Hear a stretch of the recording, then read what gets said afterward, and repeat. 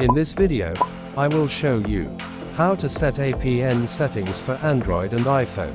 First of all, let's set up the APN settings for Android step by step.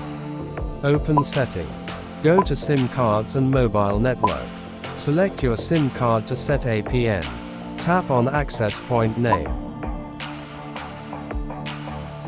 Add a new APN if needed. Set the name and APN field. Follow the process shown in the video.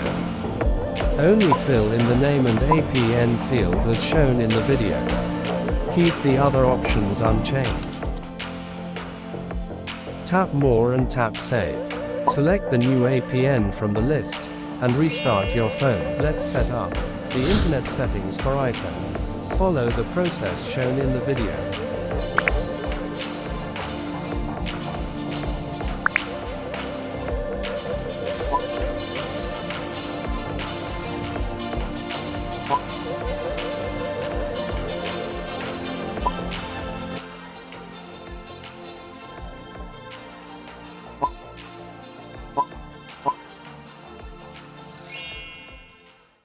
If you found this video helpful, please like, share, press the bell icon and subscribe our channel.